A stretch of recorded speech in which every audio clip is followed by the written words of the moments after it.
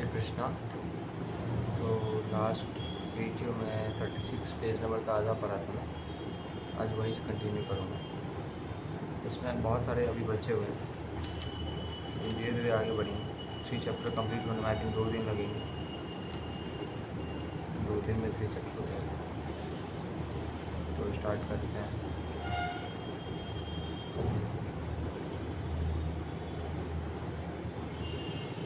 नमो विष्णुपादाय कृष्णपृष्ठाय भूतले श्रीमते भक्तिवेदांत स्वामिनिति नामिने।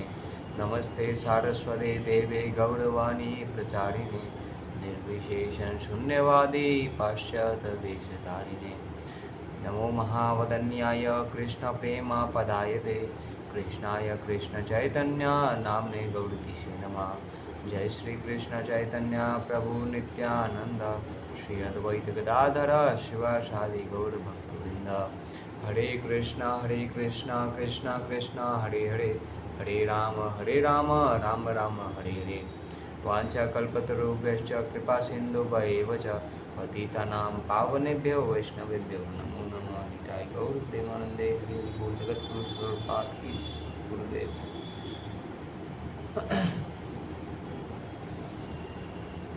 प्रेम तो ऐसे ही आदान प्रदान से शुरू होता है। लास्ट वीडियो हम देख रहे थे कि कैसे भगवान को फूल पत्ती जल भी अर्पित किया जाता है, जो कि कोई भी जो गरीब है वो भी ले सकता है, जो अमीर है वो भी ले सकता है, जो जंगल में रहता है वो भी दे सकता है। तो हम बहाना नहीं चलेगा कि मतलब हम लोग जब बहाना मारते कि हम लोग के पास कुछ है नहीं देने के लिए प्रभु को, प्रभु के पास तो सब कुछ है। प्रभु इतने में खुश होता है, फूल पत्ती फ्लावर जल देंगे उसमें भी प्रभु खुश हो जाएंगे। तो प्रेम तो ऐसे आदान प्रदान से शुरू होता है। हम कोई वस्तु अपने प्रेम पात्र को देते हैं तो वह हमें कुछ देता है, और कुछ इस तरह प्रेम पनपता है। जब हम किसी लड़के या लड़की से, पुरुष या स्त्री से प्रेममय आदान प्रदान स्थापित करते हैं तो हम कुछ लेते देते हैं। इस तरह कृष्ण हमें आदान प्रदान करना सिखाते हैं। कृष्ण हमसे याचना करते हैं, मुझसे प्रेम करने का प्रयास करो, मुझसे प्रेम करना सीखो, मुझसे कुछ अर्पित करो। कृष्ण खुद बोल रहे हैं कि ऐसे करने के लिए, लेकिन हम कहते हैं क्या, श्रीमान मेरे पास आपको देने के लिए कुछ नहीं है। तो फिर एक स्टेटमेंट है, अरे क्या तुम एक फल का टुकड़ा, एक फूल, एक पत्ती या थोड़ा सा जल भी नहीं पा सकते? अरे हाँ, क्यों नहीं, यह तो कोई भी ला सकता है। तो यही है कृष्णा भावनामृत की विधि, जो मनुष्य को कृष्ण से मैत्री स्थापित कराती है। हम कृष्ण से कई प्रकार के संबंध स्थापित कर सकते हैं। हम कृष्ण के साथ सेवक बन सकते हैं, या सर्वोच्च अवस्था में हम कृष्ण के पिता, माता या प्रियतमा बन सकते हैं। कृष्ण समस्त जीवों से प्रेममय संबंध स्थापित करने के लिए तैयार रहते हैं। जो यशोदा मैया है, जो यशोदा मैया है, नंद बाबा हैं, वो कृष्ण को वात्सल्य भाव में उनसे प्यार करते हैं, उनकी भक्ति करते हैं। इसलिए प्रभु उनके यहाँ कान्हा के रूप में, बाल गोपाल के रूप में आए हैं। तो वही इसमें बता रहे हैं प्रभुपाद कि आप किसी भी उनको कुछ भी, आप भाई बच्चे, उनको प्रियतमा बन के आप सकते हो, आप उनसे सखा रूप में भी आप उनसे प्यार कर सकते हो, आप उनको कुछ भी मान सकते हो, सब कुछ, क्योंकि वो हमारे परम पिता तो हैं ही, उनसे पहले से संबंध हमारा स्थापित ऑलरेडी है। आप यहाँ पे आप कृष्ण प्रेम के लिए आप मतलब आपको अगर कुछ चाहिए कि मैं उनको सखा मानूँ, मैं उनको बाल गोपाल जैसे प्यार करूँ। जैसे हमारे घर में कहीं घर में देखिएगा कि बाल गोपाल छोटा सा वो लोग रखते हैं, झूला उनका छोटा सा रहता है। आजकल तो देखिएगा कहीं भी लोग जा रहे हैं बकरी में लेके चले जाते हैं। तो जो असली भाव होता है वो वात्सल्य भाव होता है कि बाल गोपाल हैं। बट आजकल तो फैशन में चल गया है कि सब रख रहे हैं तो हम भी रखेंगे। मतलब मैं एक बार ट्रेन में जा रहा था, तो एक माता जी ने ले रखा था, उन्होंने झोले पे रख दिया था बाल गोपाल को। उसमें प्लास्टिक के बकेट जो आता है उसमें डाल के रख दिया, जैसे लग रहा है कोई कुत्ते बिल्ली को, जानवर को लेके जाते हैं वैसे उनको लेके जा रहा है, झोला में से बंद करके उनको लेके जा रहा है। तो आजकल फैशन चल गया है कि ऐसे सब देखा में करते हैं, जो भी हो। तो वो वात्सल्य भाव होता है। अगर कृष्ण को हम अपने बच्चे के स्वरूप अगर मानते हैं, उनको बाल गोपाल के रूप में देखते हैं, तो वो वात्सल्य भाव हो गया। कृष्ण समस्त जीवन से प्रेम में संबंध स्थापित करने के लिए तैयार रहते हैं। वास्तव में ऐसा संबंध पहले से स्थापित है, क्योंकि वे परम पिता हैं और हम उनके अंश हैं। चूंकि पुत्र पिता के शरीर का ही अंश होता है, अतएव उनका संबंध कभी छिन्न नहीं हो सकता, क्योंकि वो हमारे ऑलरेडी परम पिता हैं। तो हम कुछ भी कर लें, अगर हम भूल भी जाएं उनको, तभी भी हम ये नहीं मतलब झुठला सकते कि हम उनके अंश नहीं हैं, क्योंकि अपना हम जो हैं वो अपने पिता की वजह से ही हैं। हमारे अंदर जो भी बॉडी में जो भी चीज़ें हैं वो पिता की वजह से ही हैं, तो हम उनके अंश हैं।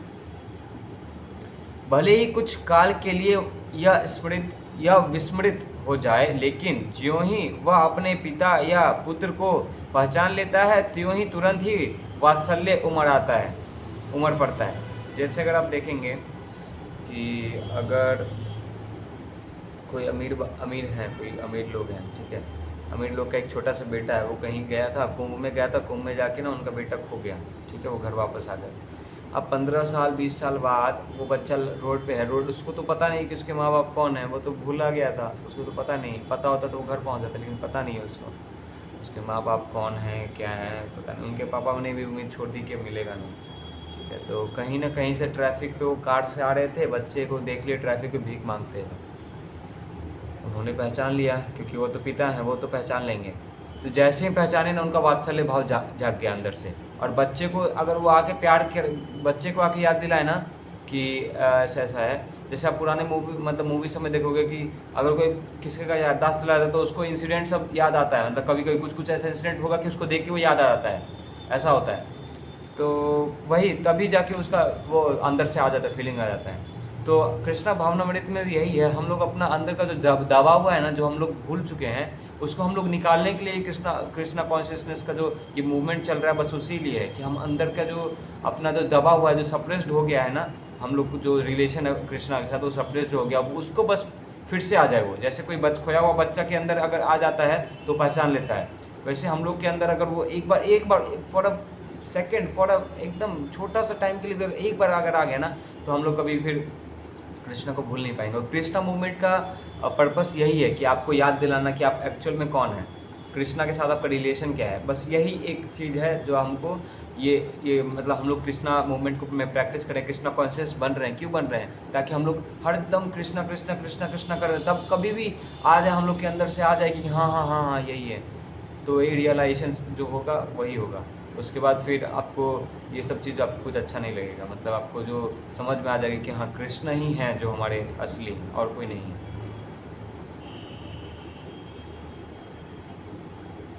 इसी प्रकार कृष्ण से हमारा साक्षात संबंध है, लेकिन इस समय यह संबंध या तो विस्मृत हो गया है या दमित है। दमित का अर्थ यहाँ, विस्मृत का अर्थ ये है कि हम लोग भूल गए हैं, और दमित का मतलब हम लोग का है सप्रेस्ड है, एकदम दबा हुआ है। हम लोग को जो ऊपर से ये बाहरी बनावट है ना कि मैं ही इंजॉय करूँगा, मैं ये करूँगा, मैं करूँगा, मैं करूँगा, मैं हूँ, मैं बॉडी हूँ, ये सब दबा दिया गया, क्योंकि हम ये इस जन्म का वो नहीं है ना, ये हम लोग करोड़ों जन्म से ये सब करके आ रहे हैं। तो दबते दबते दबते जानवर अगर होंगे तो हम लोग के पास 4 चीज़ तो अभी जो कर रहे हैं, भोगेंगे, खाना खाएंगे, रक्षा करेंगे ही, है कि नहीं? तो वो चीज़ तो रहेगा ही ना, उसमें तो भक्ति नहीं रहेगा। भक्ति तो इंसान वाले में आता है ना, इंसान में वो हम लोग ये 4 जो चीज़ करते आ रहे वही 4 चीज़ हम लोग के इंसान में भी आ गया है। वो 4 चीज़, वो जो भी चीज़ है वो है, भोग करना हम लोग के भी, रक्षा करना है, खाना खाना है, ढूंढना है, ये सब हम लोग को अंदर में है। तो वो चीज़ ना इतने सालों से जो जानवर में भी योनियों में करके आ रहे हैं, वो यहाँ पे उसको सप्रेस कर दे रहा है इंसान में। इंसान बॉडी मिलने का पर्पस यही है, भगवान के साथ कनेक्शन इस्टेब्लिश करके, मतलब याद करके कि हम लोग के साथ कृष्णा का क्या है, कृष्णा को जानना, purpose of knowing the Krishna, ठीक है, कृष्णा के बारे में पता करना कि कृष्णा हम लोग के साथ उनका रिलेशन क्या है, यही है पर्पस इंसान का, हम लोग का। लेकिन हम लोग ना जो भोग करते आ रहे हैं ना, इतने योनियों से भटक के आए, वो योनि अभी भी है, हम लोग के अंदर है। अगर आप देखोगे जैसे कि हम लोग को कोई भोगना सिखाता नहीं है घर में। हम लोग कोई थोड़ी बोलता है कि बच्चे पैदा कैसे किया जाता है, कोई थोड़ी बोलता है, नहीं बोलता है। हम लोग को ऑलरेडी पता है वो, क्यों? क्योंकि हम पिछले जन्म में वो करके आए हैं। समझे? भक्ति करना कोई सिखाना पड़ता है, क्यों? क्योंकि हम लोग को नहीं करके आए हैं। तो ये डिफरेंस हम लोग को ये मतलब हम लोग को जो प्रोसेस है ना भक्ति करने का वो बताना पड़ता है। ये ग्रंथ बुक ये सब से हम लोग को सीखना पड़ रहा है। क्यों सीखना पड़ रहा है? क्योंकि हम लोग पिछले जन्म में नहीं किए हैं। हम लोग क्या करके आए हैं? खाना खाते हुए आए हैं, सोते हुए आए हैं, भोग भोगते आए हुए हैं, सेंस ग्रेटिफिकेशन करके आए हुए हैं। तो हम लोग को बताने की जरूरत नहीं है, वो हम लोग को ऑलरेडी पता है क्या है। फलस्वरूप हम सोचते हैं कि कृष्ण से हमारा कोई संबंध नहीं है। हम जो भूल गए हैं या फिर जो दबा हुआ है उसके कारण हम लोग ये सोचते हैं कि हम लोग के साथ कृष्णा का कोई रिलेशन नहीं है। देख रहे हो, वो जो दबा हुआ है भूला हुआ है उससे हम लोग क्या सोच रहे हैं कि हम लोग के साथ कुछ कृष्णा रिलेशन नहीं। वैसे ही जैसे हम लोग कृष्णा मूवमेंट में आएंगे, हम लोग यहाँ से अपना प्रैक्टिस स्टार्ट करेंगे, वैसे हम लोग को अंदर से आना स्टार्ट हो जाएगा। फिर हम लोग को याद आएगा कि हाँ कृष्णा के साथ हमारा रिलेशन है।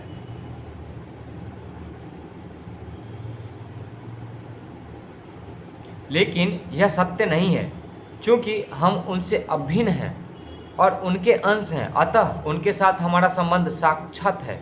इस संबंध को हमें पुनः जगाना भर है, और यह जगाने की प्रक्रिया है कृष्णा भावनामृत की विधि। यही है कृष्णा कॉन्शियसनेस मूवमेंट जो प्रभुपाद ने बनाया। क्यों बनाया? कि हम लोग जान सके कि हमारे कृष्णा के साथ हमारा रिलेशन क्या है। इस समय हम एक भिन्न चेतना के आवेग में बह गए हैं। एक व्यक्ति सोचता है कि वह भारतीय है, दूसरा अपने को अमेरिकी समझता है, और अन्य यह सोचता है कि मैं यह हूँ या वह हूँ।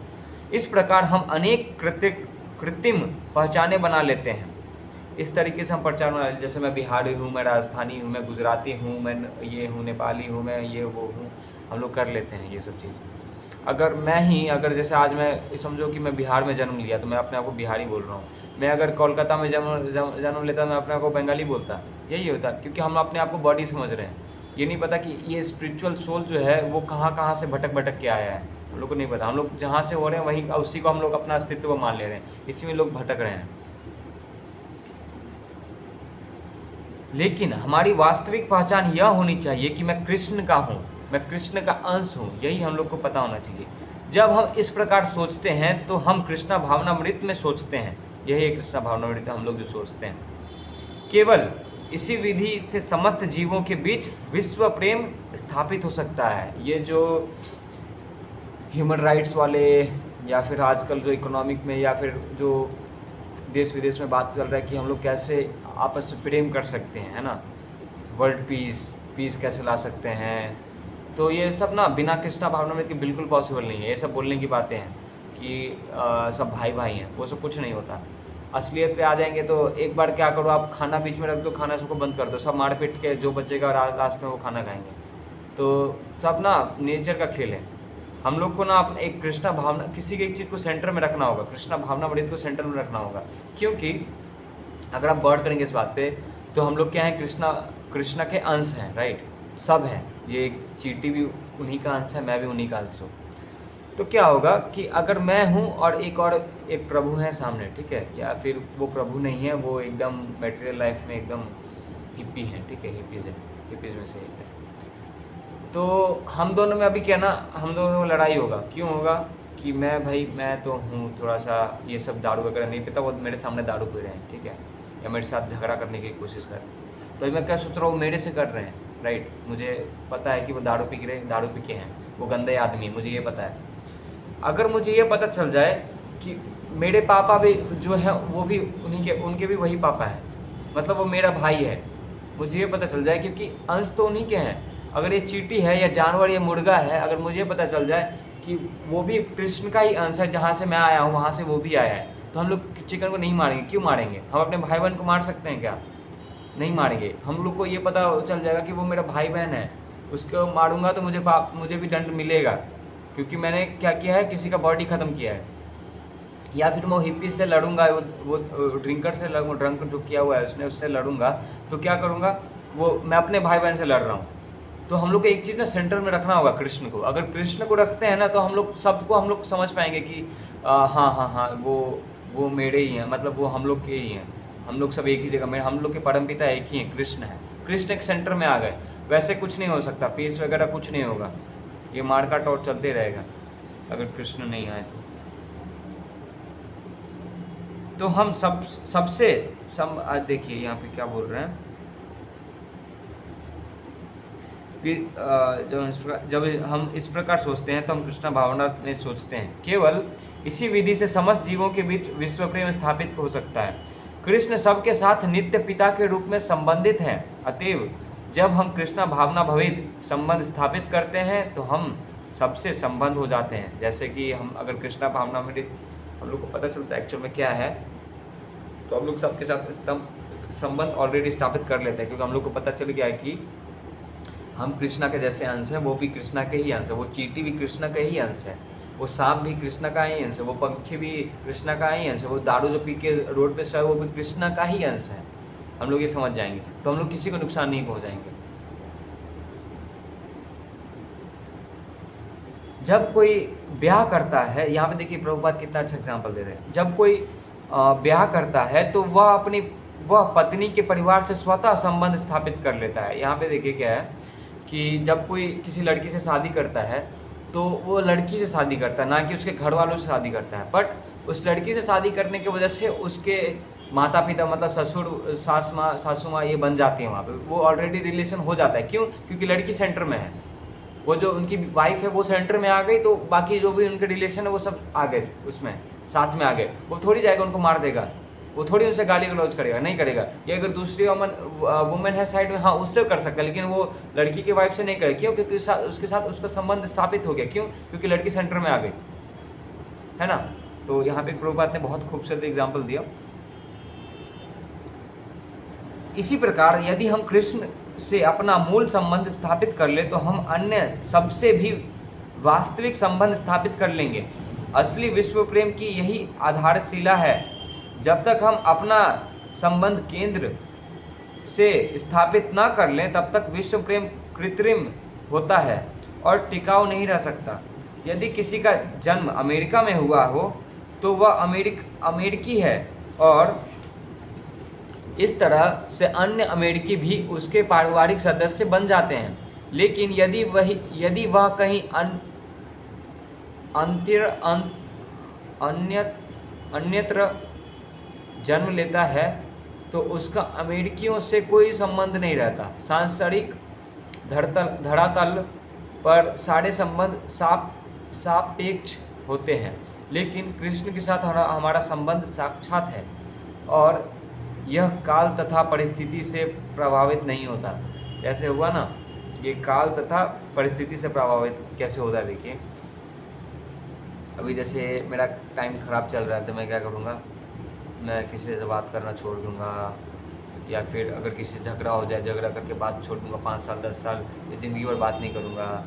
आजकल तो लोग माँ बाप से भी नहीं करते हैं, मतलब थोड़ा भी कुछ हुआ बात करना छोड़ दिया। लेकिन कृष्ण के साथ जो है वो हमारा रिश्ता संबंध साक्षात है, हम उसको नहीं कर सकते। हम लोग कुछ भी अगर भूल जाएं, हम लोग नास्तिक हो जाएं, तभी भी हम लोग कुछ कर ही नहीं सकते उसमें। हम लोग हैं तो हैं, जो ट्रुथ है वो ट्रुथ है। ये घर ईटा से बना है तो ईटा से बना है, चाहे हम लोग बोल दें ये सिर्फ बालू से बना है, तो ऐसा नहीं होगा, ईटा है इसमें। तो वही हम लोग के अंदर कृष्ण है, हम लोग के अंदर कृष्ण का अंश है तो है। हम लोग अब उसको कितना बोल दे कि हम लोग बंदर से ये वो सब कुछ नहीं।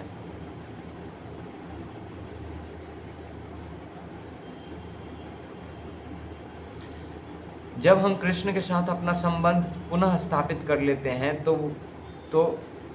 विश्व बंधुत्व, न्याय, शांति तथा संपन्नता के प्रश्नों का हल हो जाएगा। कृष्ण के बिना इन उच्चतर आदेशों को पूरा कर पाना ही संभव नहीं रहता। यदि केंद्र बिंदु ही अज्ञात रहे तो बंधुत्व तथा शांति कैसे संभव हो सकता है। भगवत गीता में शांति का सूत्र स्पष्ट रूप में दिया गया है। हमें यह समझना होगा कि कृष्ण ही एकमात्र भोक्ता हैं। इसी प्रकार भावना किसी कृष्ण भावना भवित मंदिर में विकसित होता है, जहाँ समस्त कार्यों के केंद्र बिंदु कृष्ण होते हैं। आप इस्कॉन के टेम्पल में जाइएगा कभी, वहाँ पे जो केंद्र बिंदु होते हैं ना वो कृष्ण होते हैं। वो कैसे होते हैं मैं बताता हूँ।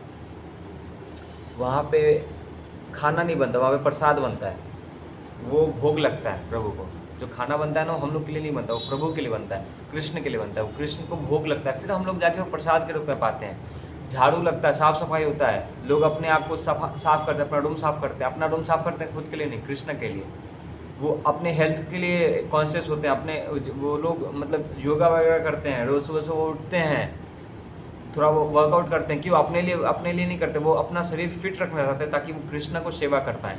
तो केंद्र बिंदु कृष्णा है, उस उन्हीं के लिए सब हो रहा है। कोई भी आप इस्कॉन टेम्पल में जाइएगा तो आप देखिएगा ये, क्योंकि उनके केंद्र बिंदु कृष्ण होते हैं। सारी रसोई कृष्ण के लिए बनती है, किसी के निजी उपयोग के लिए नहीं। अतः हम प्रसाद कृष्ण को अर्पित भोजन ग्रहण करते हैं, लेकिन जब हम भोजन पका रहे होते हैं तो हमें यही सोचना चाहिए कि हम अपने लिए नहीं परंतु कृष्ण के लिए पका रहे हैं। जब मंदिर के सदस्य सड़कों पर निकलते हैं तो वे अपने निजी फायदे के लिए नहीं परंतु कृष्णा भावना भवित पुस्तकें वितरण करने के लिए और इस साहित्य के द्वारा लोगों को कृष्ण की उपस्थिति से अवगत कराने के लिए निकलते हैं।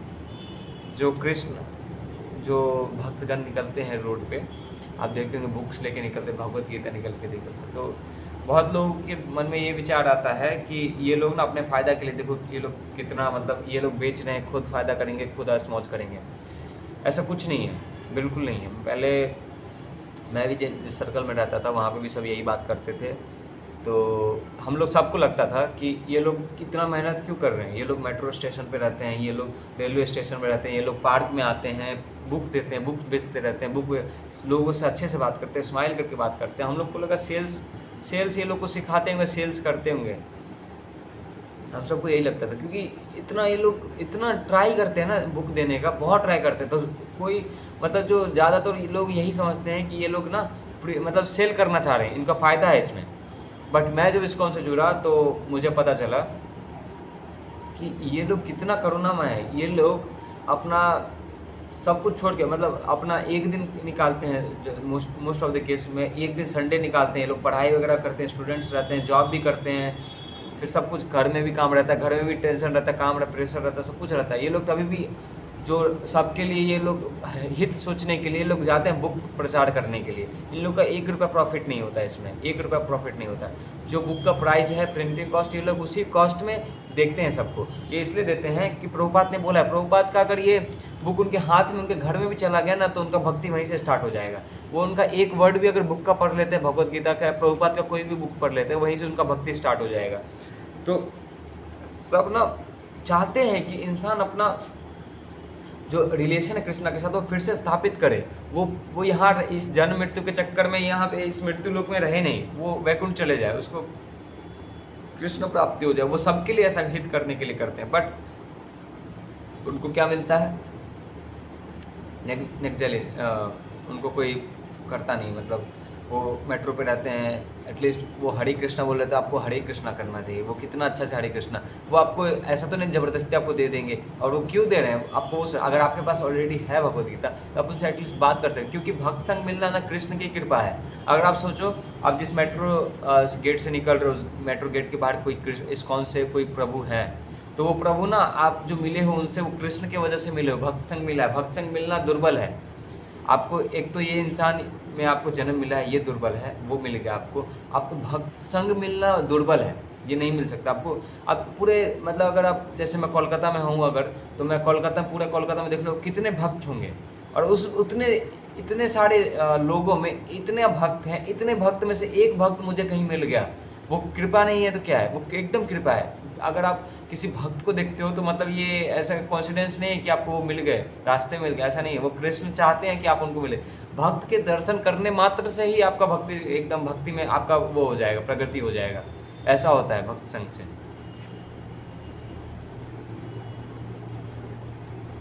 तो वे अपने निजी फायदे के लिए नहीं, कृष्ण भावना वहित पुस्तकें वितरण करने के लिए निकलते हैं। इस साहित्य के द्वारा लोगों को कृष्ण की उपस्थिति से अवगत कराने के लिए निकलते हैं।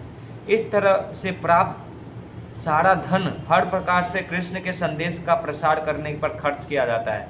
जीवन की ऐसी शैली जिसमें हर कार्य कृष्ण के लिए किया जाता है, जीव में जैसे कि तैसे रह जाए नहीं, जीव में कृष्णा भावनामृत के विकास में बढ़ाव देती है। भले ही हमारे कार्यकलाप जैसे कि तैसे रह जाएं, लेकिन हमें केवल यह समझना है कि हम कृष्ण के लिए कर्म कर रहे हैं, अपनी निजी तुष्टि के लिए नहीं। इस प्रकार हम अपनी मूल चेतना को पुनः प्राप्त कर सकते हैं और सुखी बन सकते हैं।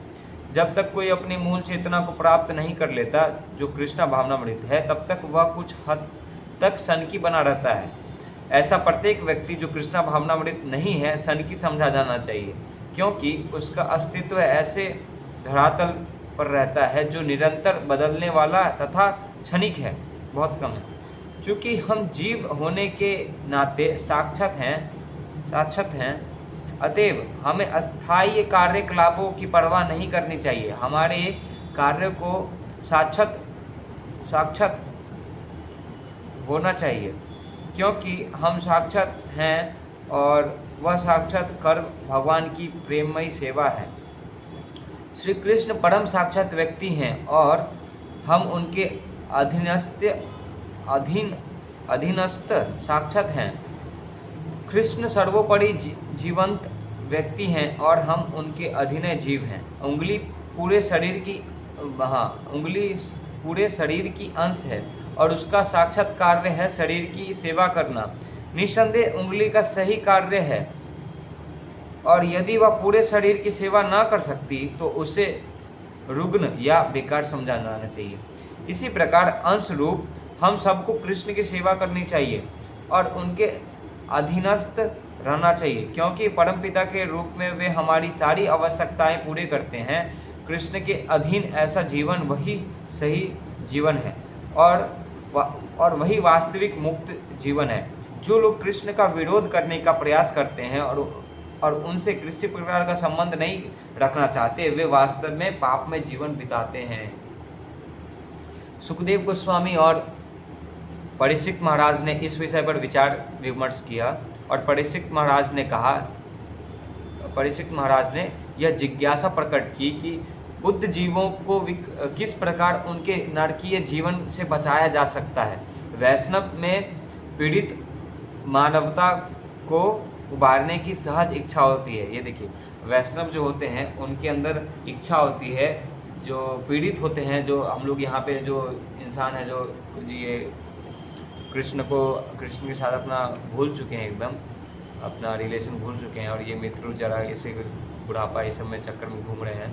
उन वैष्णव जो अगर उनको देखते हैं ना, उनको हर जीव के प्रति इतना उनको प्रेम आता है कि इनको मैं भगवत प्रेम कैसे दिलाऊं, इनको यहाँ से इस मरुभूमि से इनको कैसे निकालूं, ये वो सोचते हैं वैष्णव। सामान्यतः अन्य लोगों को इसकी परवाह नहीं होती कि लोग दुख भोग रहे हैं या नहीं, लेकिन वैष्णव जो कृष्ण भक्त होता है वह सदैव सोचा करता है कि लोगों को पतित अवस्था से किस प्रकार ऊपर उठाया जाए। ईसाइयों का विश्वास है कि ईसा मसीह ने क्रॉस पर चढ़कर विश्व भर में लोगों के पाप कर्मों को आत्मसात कर लिया। भगवत भक्त सदैव सोचता रहता है कि अन्यों के कष्टों को किस प्रकार आत्मसात किया जाए। वासुदेव दत्त ऐसे ही भक्त थे जो भगवान चैतन्य के पार्षद थे। उन्होंने भगवान से कहा, अब आप आए ही हैं तो कृपा करके इस पृथ्वी के समस्त लोगों का उद्धार कर दें और उन्हें वैकुंठ ले चलें। और यदि आप सोचते हैं कि पापी होने के कारण उनका उद्धार नहीं हो सकता, तो कृपा करके उन सब के पाप मेरे ऊपर डाल दें, मैं उनके लिए कष्ट भोगूंगा। यह है एक वैष्णव की करुणा। लेकिन ईसा मसीह या वासुदेव दत्त ने हमारे पापों का ठेका तो नहीं ले रखा कि हम पाप पर पाप किए जाए, और ऐसा प्रस्ताव अत्यंत हीन है। वैष्णव का भक्त सारी मानवता के लिए कष्ट भोग सकता है, लेकिन मानव जाति या किसी भक्त के शिष्यों को इस सुविधा का दुरुपयोग करके पाप करते नहीं रहना चाहिए। इसके विपरीत मनुष्य को यह समझना चाहिए कि वह पाप करना बंद कर दे, क्योंकि ईसा मसीह या वासुदेव दत्त ने उसके लिए कष्ट उठाया है। वास्तव में प्रत्येक व्यक्ति अपने पाप कर्मों के लिए स्वयं जिम्मेदार है। इसलिए सुखदेव गोस्वामी संतुष्टि करते हैं, तस्मात् पुरेव छिन्न पापनी कृत्य पाप कर्मों के फल से अपने को मुक्त करने के लिए जब तक मनुष्य देहधारी बना रहता है उसके प्रायश्चित करना चाहिए।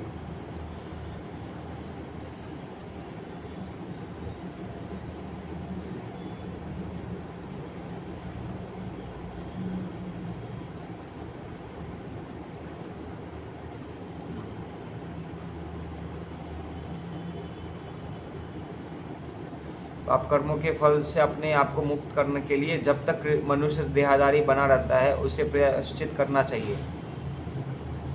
अपने पाप कर्मों के अनुसार मनुष्य को प्रायश्चित का कार्यक्रम बनाना चाहिए। जैसे कि पहले कहा जा चुका है, विभिन्न पाप कर्मों के लिए भिन्न भिन्न प्रायश्चित होते हैं। कुछ भी हो, मृत्यु के पूर्व उसे प्रायश्चित कर लेना चाहिए। मतलब कुछ भी हो, आपको मृत्यु से पहले अपना प्रायश्चित कर लेना है, जिससे वह पाप कर्मों को अगले जीवन में साथ न ले जाए और उसे फिर से कष्ट भोगना ना पड़े। यदि हमारे पाप कर्मों के लिए कोई प्रायश्चित नहीं किया जाता तो प्रकृति हमें क्षमा नहीं करेगी।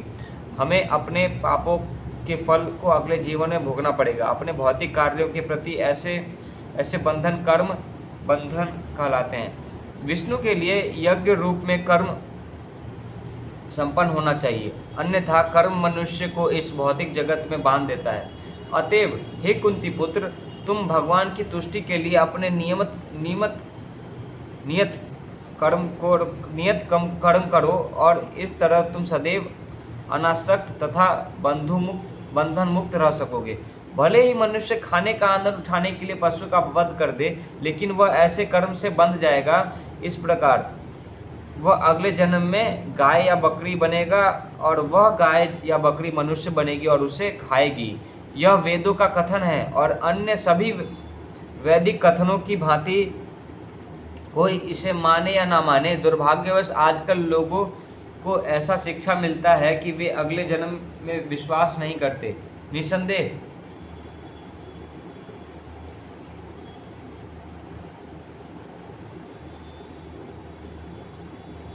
ऐसा लगता है कि मनुष्य जितना ही अधिक शिक्षित होता जाता है उतना ही ईश्वर के नियमों में, अगले जीवन में तथा पाप कर्मों और पुण्य कर्मों में कम विश्वास करने लग जाता है। इस तरह आधुनिक शिक्षा मनुष्य को केवल पशु बनाती है।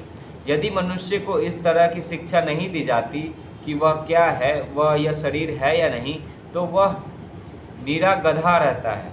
एक गधा भी सोचता है मैं यह शरीर हूँ और दूसरे पशु भी यही सोचते हैं। अतएव यदि मनुष्य भी इसी तरह सोचे तो फिर वह किस अन्य पशु की तरह भिन्न है।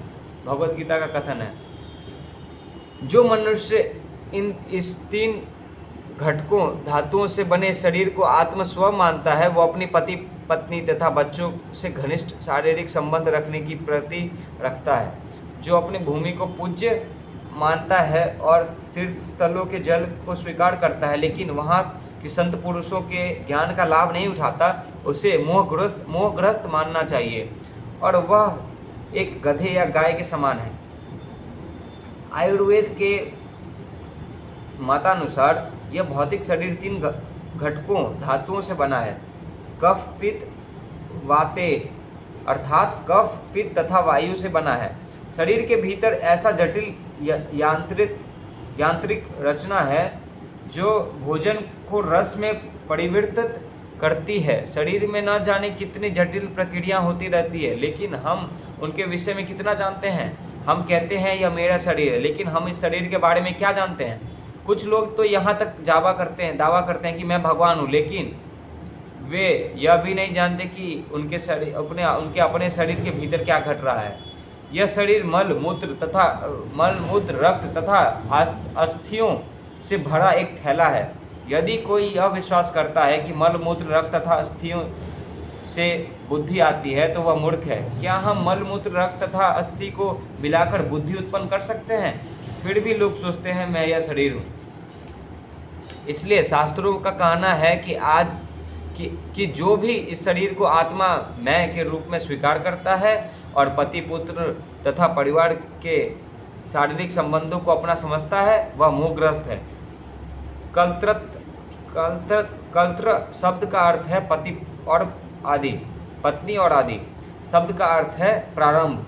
चूंकि पुरुष अपने आप को अकेला अनुभव करता है, अतएव वह पत्नी का स्वीकार करता है और फिर तुरंत ही बच्चे उत्पन्न हो जाते हैं।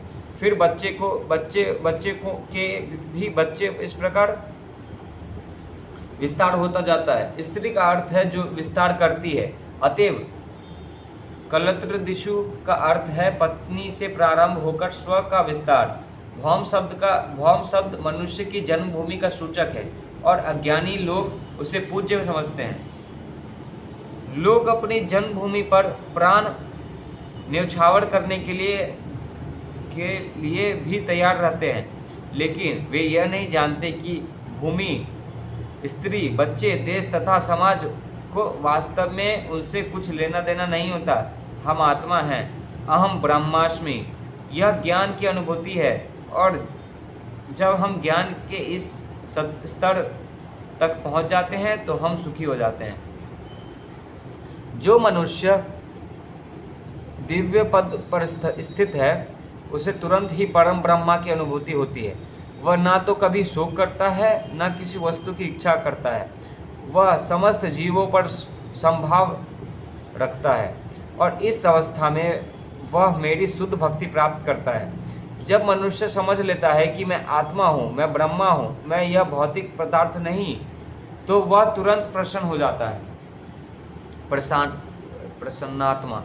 इस प्रसन्नता का चिन्ह यह है कि अब वह लालसा तथा शोक का अनुभव नहीं करता।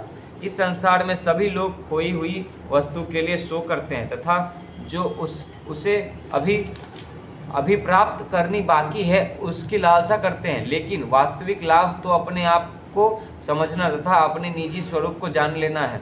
जब तक हम देहात्मा बुद्धि बनाए रखते हैं तब तक हमें भौतिक प्रकृति के नियमों के अधीन रहना पड़ता है और साथ साथ राज्य के नियमों एवं अन्य नियमों को पालन करना पड़ता है। इस तरह शरीर का बद्ध कहा जाता है, क्योंकि यह विभिन्न प्रतिबंधों के अधीन रहता है। ये प्रतिबंध अनेक प्रकार के होते हैं, लेकिन ये प्रतिबंध चाहे जैसे हों, जिम्मेदार तो हम हैं। हमारे इस शरीर में होने के दौरान किए गए पापों का अगर हम प्रायश्चित नहीं करते तो हमें दूसरे जन्म में इनके प्राप्त फलों को भोगना पड़ेगा, क्योंकि हमें कर्म के अनुसार दूसरा शरीर प्राप्त होगा। यही प्रकृति का नियम है। अतएव सुखदेव गोस्वामी संतुष्टि करते हैं कि मनुष्य अपने पाप कर्मों की गंभीरता के अनुसार प्रायश्चित करे। उसे शास्त्रों में दी गई प्रायश्चित विधियों का पालन करना चाहिए, अन्यथा कोई बचाव नहीं है। चूंकि परीक्षित महाराज अत्यंत बुद्धिमान थे, उन्होंने कहा प्रायश्चित से मनुष्य पाप कर्मों से मुक्त हो जाता है। मान लो कि किसी व्यक्ति ने हत्या की और फिर उसको भी मार दिया जाता है, तब उसके द्वारा की गई हत्या का पाप फल तो समित हो जाता है, लेकिन इसकी गारंटी नहीं है कि वह अगले जन्म में दूसरे व्यक्ति की हत्या नहीं करेगा। इस प्रकार परीक्षित महाराज ने विचार किया कि प्रायश्चित के बाद लोग पुनः वही पाप करते रहते हैं। यदि कोई मनुष्य को कुछ रोग हुआ है तो चिकित्सक उसे दवा देकर ठीक कर लेता है, लेकिन इससे उसकी गारंटी नहीं रहती कि वह फिर से उसी रोग से ग्रस्त नहीं होगा। गुप्त रोग अच्छे होने पर भी पुनः पुनः होते रहते हैं। इसी प्रकार चोर बारंबार जेल में ठूसे जाने पर भी बार बार चोरी करता रहता है। ऐसा क्यों होता है? इसलिए महाराज परीक्षित ने विचार किया कि यद्यपि पहले किए गए पापों के शमन के लिए तो प्रायश्चित ठीक रहता है, लेकिन उससे पापों की इस पुनरावृत्ति को नहीं रोका जा सकता। प्रत्येक व्यक्ति देख सकता है कि हत्या करने वाला व्यक्ति दंडनीय होता है, लेकिन यह देखने मात्र से ही तो किसी को हत्या करते रोका नहीं जा सकता। प्रत्येक शास्त्र में तथा प्रत्येक विधि ग्रंथ में मनुष्य को आगाह किया गया है कि वह हत्या ना करे, फिर भी कोई इन नियमों की परवाह नहीं करता, तो इसका क्या उपचार है? व्यवहारिक अनुभव से तथा अधिकारी विद्वानों से सुनकर हर व्यक्ति जानता है कि पाप कर्म क्या है। कोई यह नहीं कह सकता कि मैं नहीं जानता कि पाप कर्म क्या है। ऐसे प्रायश्चित का क्या महत्व यदि एक बार प्रायश्चित करने के बाद भी वही पुनः पुनः किया जाए? जब कोई दंडित होता है तब वह सोचता है कि अरे मैंने कितनी बड़ी गलती कर दी, अब फिर कभी मैं इस पाप को नहीं करूँगा। किंतु ज्यों ही वह खतरे से बाहर हुआ नहीं कि पुनः वही पाप करता है। आदत एक प्रकार की दूसरी प्रकृति है, इसे छोड़ पाना बहुत कठिन है। कुत्ते को चाहे सिंहासन पर क्यों न बैठा दिया जाए, लेकिन वह जूते को देखते ही तुरंत सिंहासन से कूदकर उसके पीछे लग जाएगा, क्योंकि आखिर वह है तो कुत्ता ही, उसमें कुत्ते के गुण हैं और उसे सिंहासन पर बैठाने मात्र से बदलाव नहीं जा सकता।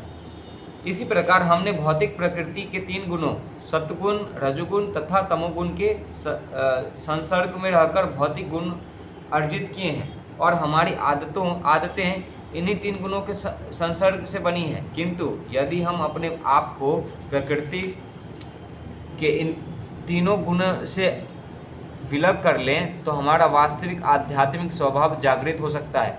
यही है कृष्णा भावनामृत की विधि। यदि कोई कृष्णा भावना भवित है तो उसे प्रकृति के तीनों गुणों के संसर्ग में आने का अवसर नहीं मिलता, और जब कोई कृष्ण के प्रति सचेत रहता है तो उसका आध्यात्मिक स्वभाव स्वतः जागृत होता है। यही रहस्य है।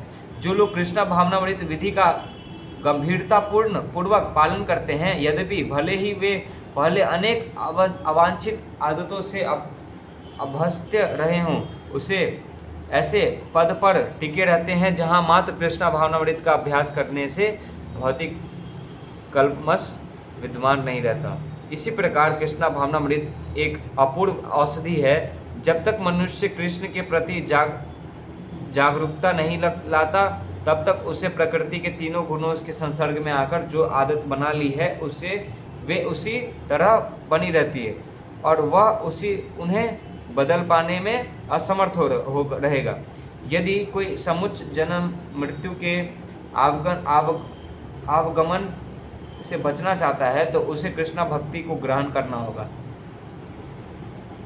जो पूरी तरह से भक्तिमय सेवा में लगा रहता है, जो किसी भी परिस्थिति में नीचे नहीं गिरता, वह तुरंत ही भौतिक प्रकृति के गुणों के पार करके ब्रह्मा के पद पर प्राप्त हो जाता है। कृष्णा भावनामृत की प्रक्रिया किसी प्रकार से प्रायश्चित की संतुष्टि नहीं करती। कोई कितना ही प्रायश्चित करके देख ले, यदि वह प्रेम पूर्वक भक्ति करने तथा अपने जीवन को शुद्ध करने के पद तक ऊपर नहीं उठता, तब तक उसके आत्मा के रोग बने ही रहेंगे। हरे कृष्णा।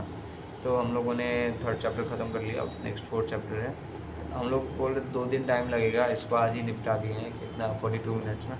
नेक्स्ट जो चैप्टर है वो पेज नंबर 49 से नहीं 46 से तपस्या या आत्मनिग्रह का अभ्यास, ये हम लोग पढ़ेंगे। टोटल चैप्टर्स इसमें कितने हैं?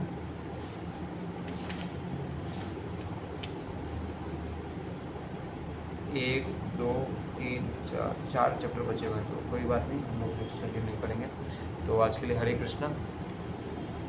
नमो विष्णुपदाय कृष्णपृष्ठाय भूतले श्रीमते भक्तिवेदांत स्वामिनिति नामने नमस्ते सारस्वती देवी गौड़वाणी प्रचारिणे निर्विशेष शून्यवादी पाश्चात्य देशतारिणे।